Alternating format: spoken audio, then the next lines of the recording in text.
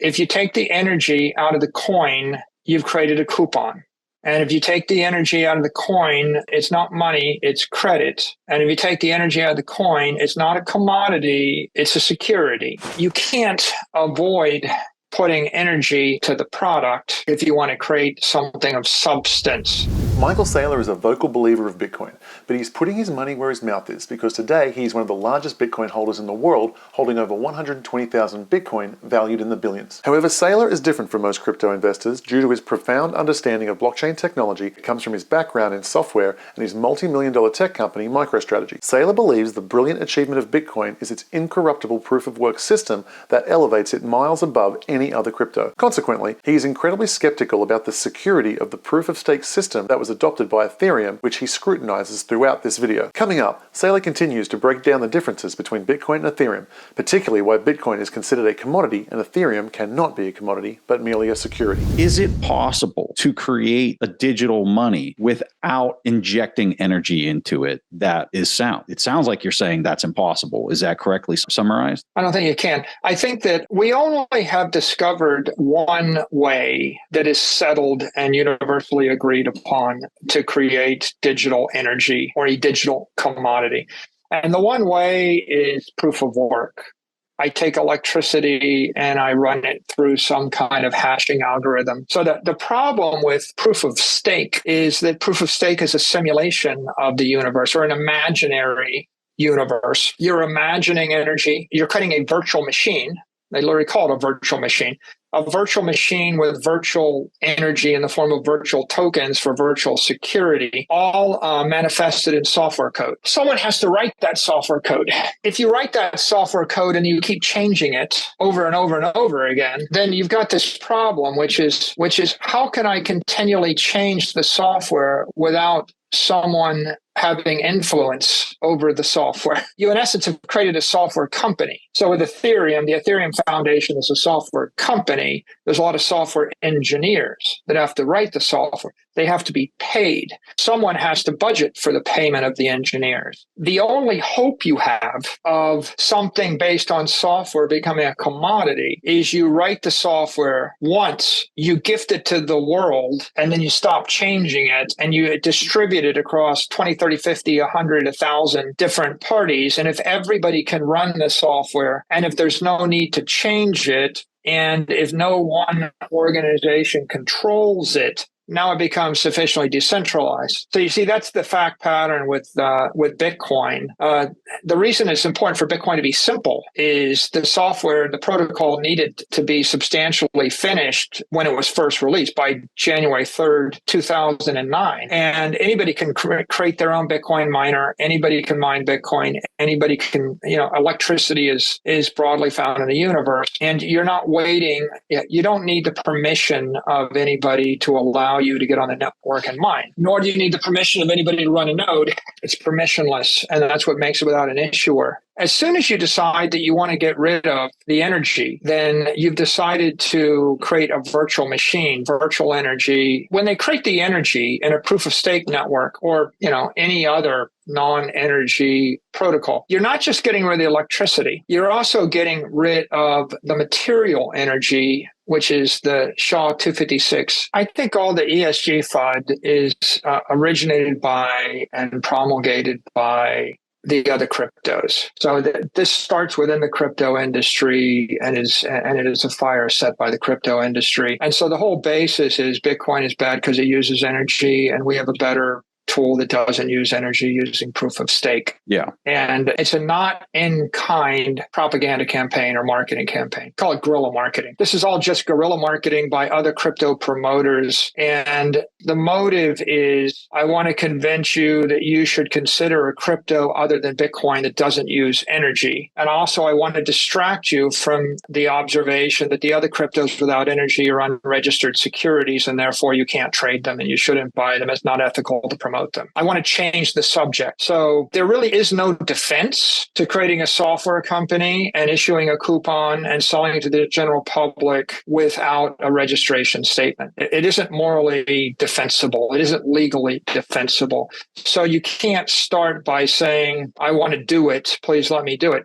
So what you say is that thing you're looking at is interesting, but it's using too much energy, and our thing does the same, but without energy. And they hope you don't think too much beyond that, right? Gold is a commodity, but you really want a scarcity for sound money. You can go down that path, but ultimately the crypto attack is, but we can create our own token without any energy, and it's just as good, and it's just as secure. So you really have to go the other direction, which is to make the observation that if you take the energy out of the coin, you've created a coupon. And if you take the energy out of the coin, it's not money, it's credit. And if you take the energy out of the coin, it's not a commodity, it's a security. And therefore, the only question is, how are you going to inject the energy? You can't avoid putting energy into the product if you want to create something of substance. The economic hazard is when the energy disappears, it's easy to spin up 10,000 copycat networks, right? So the real problem is once you go to proof of stake, well, then what's to keep you from making copies? The real problem with a virtual universe and a virtual network is ultimately the power concentrates in the hands of the software engineers, and inadvertently, you've created an investment contract and you're relying on a software company, and the token becomes equity in a software company, giving the protocol developers the freedom to optimize the system as they wish is what makes it a security and not a commodity, right? The whole reason that it doesn't work is because you've got us. Who does us refer to, right, in the entire diatribe? Presumably us refers to a small group or a defined group of protocol developers that are tinkering with the code in order to make the universe the way they want it to be. That makes it a software company, and that makes ETH an investment contract, and that makes every ETH investor relying upon the efforts of others. The innovation that's really critical in crypto is the creation of an asset without an issuer. And whenever you default to have a software organization create that asset and they centrally maintain it, you failed. You haven't created a crypto, you've created a software program. It may be a software program running on 20 computers instead of one computer, but you're just creating a software program. And so therefore, there's no breakthrough there.